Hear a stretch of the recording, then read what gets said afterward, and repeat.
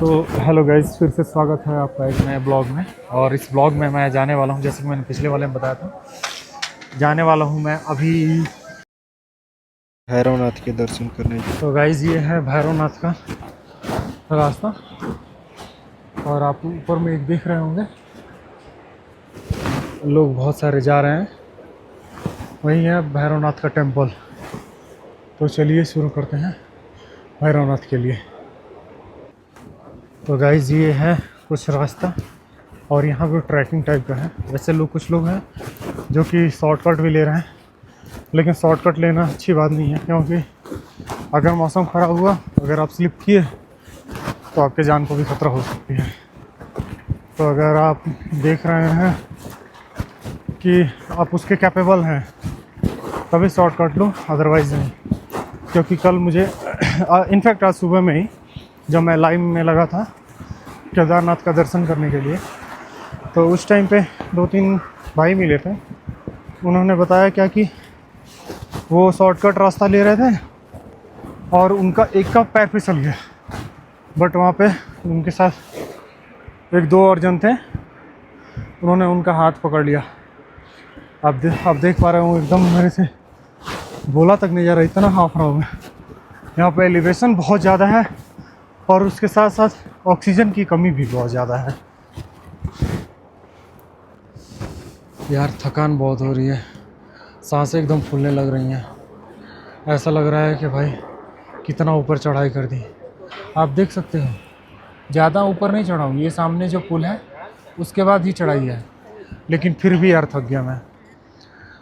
और आप अभी सोचो, मतलब इतना छोटा ट्रैक है तो ये हाल है, तो मेरा वो जो अपना गौरीकुंड से लेके और केदारनाथ तक का जो ट्रैक था उसमें क्या हाल हुआ होगा भाई। एकदम मैं थक गया था। और उसके बाद से और उसका रीज़न ये था कि जैसे हमने दिल्ली से तुरंत ही बस लिया था रात को, उसमें सोने को नहीं मिला था। फिर उसके बाद सुबह में आया तो हरिद्वार से सोनप्रयाग का लिया, तो सोनप्रयाग में भी सोनप्रयाग का बस लिया, तो उसमें भी हमें सोने को नहीं मिला। और फिर उसके बाद से चलते रहे एकदम, उसमें भी थकावट हो गई थी। लेकिन गौरीकुंड में जब हम नहाए थे तो भाई उस टाइम पे मतलब बहुत ही रिलैक्स मतलब फील हुआ था। लेकिन अब क्या करें, और अब ऐसा लग रहा है अब कि वर्कआउट स्टार्ट करना पड़ेगा, क्योंकि वर्कआउट स्टार्ट करूँगा तभी बॉडी में थोड़ा स्ट्रेंथ आएगा कि मैं ट्रैकिंग वगैरह कर पाऊँ। क्योंकि अभी इतना छोटे ट्रैक पे ही सांस वगैरह फूलने लग रहा है, तो हाँ अब लग रहा है कि अब वर्कआउट करना पड़ेगा। तो गाइस फाइनली ये रहा काल भैरव का मंदिर, और मैं अब जूते निकाल दूँ, पहले जूते निकाल के फिर उसके बाद चलते हैं। तो ये गाइस फाइनली पहुंच गए यहाँ पर, और यहाँ पे देखो ये है काल भैरव का मंदिर, और ये हमारे डॉगी चिलो।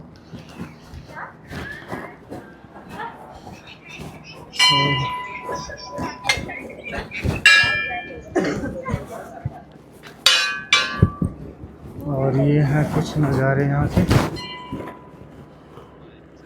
और यही है काल भैरव, आप सामने देख रहे हो। देखो ऐसा मानते हैं कि जो काल भैरव हैं वो और केदारनाथ के रक्षक माने जाते हैं। जब अर्जुन ने सबसे पहले केदारनाथ आए थे तो उनको केदारनाथ पहुंचाने में काल भैरव ने हेल्प की थी। और अगर आप केदारनाथ आ रहे हो तो काल भैरव आना is like very important. And ये इसलिए इम्पोर्टेंट है क्योंकि कहते हैं कि जब आप काल भैरव आते हो, तो जब आप केदारनाथ आते हो और उसके बाद जब आप काल भैरव आओगे, तभी आपका जो यात्रा है वो मतलब कंप्लीट होता है, पूरा होता है। तो बाकी ये देखिए काल भैरव से केदारनाथ का कुछ नज़ारा आप देख पाए होंगे। और वो रहे केदारनाथ, वो रहे श्री केदार हमारे, आप देख पा रहे होंगे, ये रहे हमारे केदार। तो गाइस यही था काल भैरव के बारे में। और अब आगे चलते हैं सामने की पहाड़ियों की तरफ, थोड़ा एक बार देख लेते हैं क्योंकि वहाँ पे भी लोग गए हुए हैं। उसका रास्ता आगे से है, हाँ ये ही है सामने से, ये दुकान के बगल में। एक बार चल के वहाँ पे भी देखते हैं क्या है। और ये देखो पीछे में पूरा हिमालय, देखने में इतना सुंदर लग रहा है कि क्या कहा जाए। और ये हिमालय में सारे वो देख रहे होंगे ग्लेशियर्स जो हैं, आपको दिख रहे होंगे। इतना ब्यूटीफुल जगह है वाकई में। पहाड़ वाकई में भी ब्यूटीफुल जगह है यार। एक बार ज़रूर घूमना चाहिए आपको, अपनी लाइफ में ज़रूर आना चाहिए। तो गाइस अब मैं अब जाने लग रहा हूँ नीचे, क्योंकि नमन ने बुलाया। शायद हम अब नीचे की तरफ गौरीकुंड जाने लगे हैं, क्योंकि जो वासुकी ताल वाला था सीन वो इसलिए नहीं हो पाया क्योंकि यहाँ पे मौसम अभी बहुत ही बेकार चल रहा है। तो इसी वजह से हम अब नीचे जा रहे हैं, क्योंकि यहाँ पे रहना मतलब टाइम वेस्ट, और दूसरा नंबर पता नहीं वेदर कब ख़राब हो जाए। तो इट्स बेटर कि हम अभी निकल जाएं यहाँ से और अपना सेफली नीचे पहुँच जाएं, क्योंकि अगर अपने नीचे सेफली पहुँच जाएंगे तो उसके बाद से कोई दिक्कत नहीं है। तो आप देख लो ये हैं सीढ़ियाँ, और मैं अब जाने लग रहा हूँ नीचे। वैसे नीचे उतरने में कोई दिक्कत नहीं हो रही है, क्योंकि आपको पता है आप जब नीचे जाते हो तो आपकी एनर्जी उतना ज़्यादा कंज्यूम नहीं होती है, आपकी सांसें नहीं फूलती हैं। तो बस अब यही था, अब निकल रहे हैं यहाँ से हम। तो हम इस नदी में नहाने वाले हैं हम लोग। अब हम तीनों देखो नहाने वाले हैं, आ रहे होंगे वो लोग।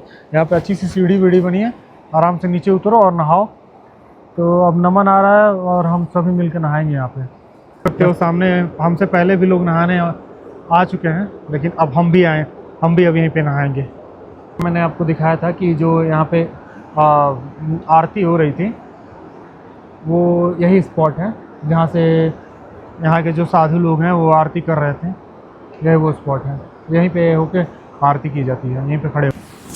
हाँ तो अब नमन से पूछते हैं। नमन कह रहा है कि 21 डुबकी मारेगा। भाई कितने भाई कितने हुए? 4। और कितने मारेगा तू? 21। भाई एकदम ये तो कल जैसे उस दिन हमारे गौरीकुंड में जैसे हमारा पैर जल रहा था, वैसे ही पानी से एकदम ठंडा है भाई। ऐसा लग रहा है कि हड्डियाँ गला देगा, ये हड्डियाँ तोड़ देगा हमारी। मैंने ये डिसीजन लिया कि अब मैं नहीं जाऊंगा, अब केवल नमन जाएगा।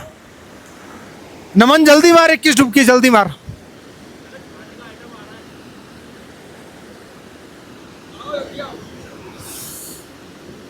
लेकिन क्या व्यू आ रहा है ना, क्या मस्त एकदम सेक्सी सा।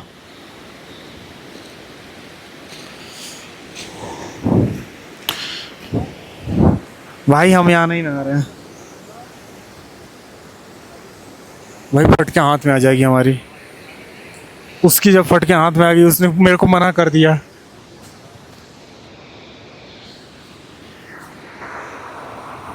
गाइस इतना ज़्यादा ठंडा पानी था कि नमन ने मेरे को मना कर दिया, और मैंने भी मतलब उसमें पैर डाल के देखा तो भाई ऐसा लग रहा है कि हड्डियाँ तक जमा देगा।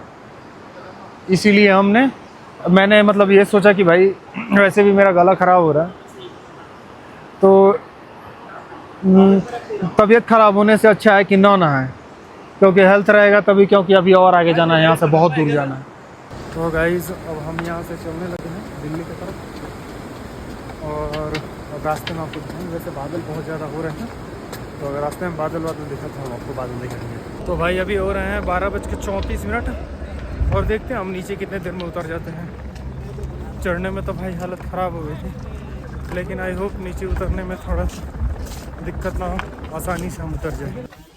गाइस ये जगह इतनी प्यारी है कि जाने का मन ही नहीं कर रहा। पहली बार मेरी लाइफ में ऐसा हुआ है कि जब मैं कोई जगह छोड़ के जा रहा हूँ और मुझे बुरा फील हो रहा है, मतलब अंदर से लग रहा है कि 1-2 दिन और रुक जाते हैं, लेकिन फिर वही बात है, अगर आप 1-2 दिन और रुकोगे तो फिर सेम फीलिंग होगी। तो इसीलिए चल रहे हैं। अब देखते हैं, अगर अगले साल फिर हो सके तो फिर आएंगे, पता नहीं। अगर इनकी मर्ज़ी हुई, श्री केदार की मर्ज़ी हुई, तो हम ज़रूर आएंगे। अदरवाइज जब भी इनकी बुलावा हो तब आएंगे। और वो देखो बादल, क्या सही सीनरी है ना, एकदम पूरा पहाड़ में बादल ही बादल है चारों तरफ। करते टाइम आप शॉर्टकट भी ले सकते हो। ये देख सकते हो एक बहुत सा बड़ा पत्थर है, और ये जो शॉर्टकट है वो लगभग आपको 1 किलोमीटर का जो डिस्टेंस है वो कम कर देगा। तो अगर आप फिज़िकली फिट हो और आपको लगता है कि आप शॉर्टकट ले सकते हो तो आप प्लीज़ तो फिर तभी आप शॉर्टकट लेना, अदरवाइज़ प्लीज़ इसको अवॉइड करना, क्योंकि यहाँ पे इसमें बहुत सारे छोटे छोटे कंकर टाइप के पत्थर हैं जो कि आपके ना जूतों को सरका देंगे। और ये मतलब बहुत ही रिस्की चीज़ है। तो इसलिए अगर आप फिज़िकली फिट ना हो या फिर आप उस लायक कैपेबल ना हो तो प्लीज़ इस रूट को अवॉइड करो, क्योंकि ये रूट आते टाइम भी हमने लिया था और जाते टाइम भी हम यही रूट ले रहे हैं। हालांकि ये रूट हमने वहाँ से लिया था, लेकिन अब हम पूरा, आप सामने देख रहे हो एक वैली टाइप की है, वैली के उस पार तक हम लेंगे। तो फिर चलिए अब उस पार, वैली के उस पार मिलते हैं आपसे। देख सकते हो कितना ही ज़्यादा स्टीप है ये, और नीचे जाओगे तो वो देखो आपको दिख रहा होगा बहुत ही ज़्यादा स्टीप ये है। लेकिन फिर भी क्या करें, टाइम बचाना है तो इधर से ही जाना पड़ेगा हमें। गाइस आप देख सकते हो कि कितना ही ज़्यादा खतरनाक चढ़ाई। अब देखो इधर से जो लोग आ रहे हैं, अभी सोचो मैं उतर रहा हूँ तो मुझे इतना डर लग रहा है और इतना ज़्यादा मेरे में प्रेशर लग रहा है, तो जो चढ़ रहे होंगे उनकी हालत क्या होगी अब सोच लो। ये देखो सभी लोग थक के बैठ गए हैं, आप देख पा रहे होगे। क्या करोगे, इतनी ज़्यादा इस पर स्टीप चढ़ाई है कि क्या ही कहा जाए। इससे अच्छा होता कि आप ये लोग, भैया कब से चल रहे हैं इधर? हाँ,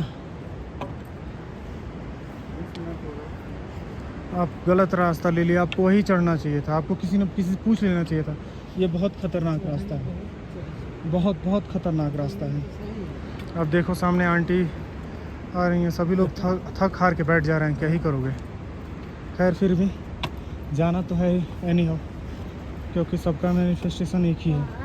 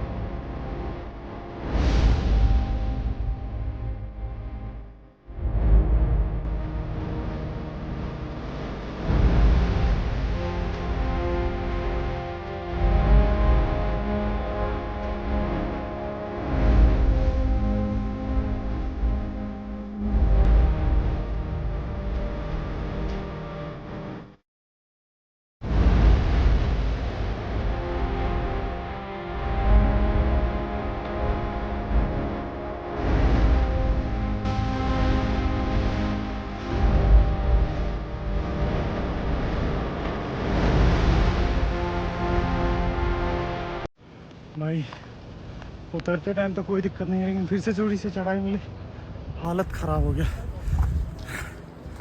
अब क्या ही करें, अब आखिरकार पहुंच गए हैं। और वो जो मेरे दो दोस्त थे वो मेरे से पिछड़ गए हैं, नेटवर्क है नहीं, कॉल लग नहीं रहा है। फिर भी हम पहुंच गए हैं ऊपर, उन्हें कॉल करता हूं मैं अब। तो गाइस 1 घंटा चलने के बाद फाइनली वो वैली पार कर लिया हूँ और मैं आगे बढ़ता जा रहा हूँ। अभी तक मेरे दोस्त मिले नहीं हैं, अब देखते हैं, रास्ते में उनका कॉल भी नहीं लग रहा है, लेकिन फिर भी मैं आगे बढ़ता जा रहा हूँ इस होप में कि कहीं रास्ते में नेटवर्क आ जाए। मेरे फ़ोन में भी नेटवर्क नहीं है, उनके भी फ़ोन में नेटवर्क नहीं है, तो कहीं नेटवर्क आ जाए तो शायद हमारा कम्युनिकेशन फिर से स्टार्ट हो जाए एंड हम दोनों मिल जाए, हम सभी मिल जाए। तो चलिए अभी देखते हैं। भाई मेरे दोस्त पोल नंबर 357 पे मिले, देखिए। और ये माता जी का आप दर्शन करो, जय माता जी। तो अब हम सभी आगे बढ़ते हुए अब डायरेक्टली अब मिलेंगे आपसे नीचे। तो गाइज अभी बज रहा है 3:11 और लगभग मैंने 10 किलोमीटर कंप्लीट कर लिया है। और मैं अभी एक जगह रुका हूँ क्योंकि नमन और जो मेरे दोस्त हैं वो अभी पीछे हैं, वो आ रहे हैं। तो क्योंकि बारिश का मौसम बना है और रेनकोट मेरे बैग में ही है, तो इसलिए मैं अब उनका वेट करूँगा अब जब तक कि वो आ नहीं जाते, फिर उसके बाद से चलेंगे। अब देखते हैं वो कब तक आते हैं और फिर उसके बाद से कब चलेंगे। गाइस फाइनली अब हमने स्टार्ट कर दिया चलना, क्योंकि वो लोग भी आ गए हैं और समय हो रहा है 3:45। बहुत ज़्यादा लंबा ब्रेक हो गया। और अब इसके बाद से यहाँ से 6 किलोमीटर है, तो हम डायरेक्टली अब जाके गौरी कुंड में ही रुकेंगे। तब चलिए मिलते हैं गौरी कुंड में आपसे। तो गाइस एक जगह और छोटा सा स्टॉप लिए हैं, क्योंकि जो अंगूठे की उंगली आप देख लो, ये पूरा देख रहे हो काली पड़ गई हैं, और इस वाले की भी देखो काली पड़ गई हैं, क्योंकि उतरते टाइम ये सारा प्रेशर अंगूठे पे ही पड़ रहा है जूते की वजह से। तो इसीलिए हम थोड़ा वेट कर रहे हैं यहाँ पे, और वेट करके जब थोड़ा सा ये हो जाएगा, रिलीफ हो जाएगा, फिर उसके बाद से आगे चलेंगे। ये देखो कितना ख़राब रास्ता है, और इसी में से घोड़े चढ़ के जाते हैं। सोचो जब इंसान को चढ़ने में इतना दिक्कत है अकेले, जिसकी मान लो कि वेट 60 से 70 kg, मैक्सिमम 80 kg होगी, वो घोड़े खुद अपना वज़न 2.5 कुंटल 2 कुंटल 2.5 कुंटल, और उसके बाद से 50 60 70 kg का इंसान लेके कैसे ही चढ़ते होंगे। हैव मर्सी करो उन पे भाई, कुछ तो दया कर लो, या तो ये रोड बनवा दो और नहीं तो उन पर दया करो भाई। तो गाइज 16 किलोमीटर ट्रैवल करने के बाद उबड़ खाबड़ रास्तों में बहुत ही कठिन था, लेकिन कठिन आस्था से ज़्यादा कठिन वो नहीं था, आस्था बहुत ज़्यादा थी, इसलिए वो थोड़ा कम महसूस हो रहा था, आई मीन फील हो रहा था। तो 16 किलोमीटर ट्रैवल करने के बाद और 3.5 किलोमीटर एलिवेशन से नीचे उतरने के बाद और फाइनली हम अपना केदारनाथ का यात्रा यहीं पे कंप्लीट करते हैं। और ये आप देख सकते हैं, यही वो गेट है जहाँ से केदारनाथ धाम का यात्रा का वो किया जाता है, स्टार्ट किया जाता है। और सभी लोग देखो अभी जो आ रहे हैं तो वो बेंड डाउन हो रहे हैं, सभी मतलब भगवान को धन्यवाद कह रहे हैं, हमने भी किया था। तो एक चीज़ मैंने यहाँ पे देखा गाइस, मैंने आपको दिखाया कि वीडियो में रास्ते कितने ख़राब हैं, और यहाँ पे जो मोड ऑफ ट्रांसपोर्टेशन है वो हेलीकॉप्टर एंड घोड़ा दोनों है। तो हेलीकॉप्टर ठीक है, थोड़ा सा महंगा पड़ता है कंपेयर टू घोड़े से, लेकिन जब घोड़ों का आप हालत देखोगे यहाँ पे बहुत ही बेकार है, बहुत ही बेकार है। क्योंकि उन पे मैंने देखा बहुत सारे जो मतलब घोड़े के चालक थे, उन्हें अननेसेसरी पीट रहे हैं भाई। अब खुद सोचो, एक 50-60 kg का आदमी जब अकेले चढ़ता है विदाउट एनी बैग या फिर कुछ भी चीज़, तो उसका दम फूलने लगता है। तो वो तो जानवर कम से कम 2 से 2.5 क्विंटल का है, और उसके ऊपर से मान लो कि 70 kg 80 kg का इंसान, और उसके बाद से उसके बैगेज 5-7 या फिर 8 जितने भी हो, और तब वो कितना ही ज़्यादा स्ट्रगल करता है उसको चढ़ने के लिए। सो आई वुड से कि अगर आप पैदल चलना अफोर्ड नहीं कर सकते हैं तो प्लीज़ आप हेलीकॉप्टर ले सकते हैं। ऐसा तो नहीं कहूँगा कि यात्रा ना करें, आप हेलीकॉप्टर ले सकते हैं, और ज़्यादा से ज़्यादा हो सके तो आप पैदल ही चलना अफोर्ड करें। क्योंकि देखो अब एक चीज़ बताओ, आप पुण्य करने जा रहे हो किसी के पाप के भागीदारी बनते, तो ये अच्छी बात नहीं है। तो बस अब इस वीडियो में यहीं तक था, और बाकी मैं आगे जाऊंगा आपको बद्रीनाथ, तो उसका अगले ब्लॉग में आपको वीडियो दिखेगा। और तब तक के लिए stay safe, stay happy and जय हिंद दोस्तों।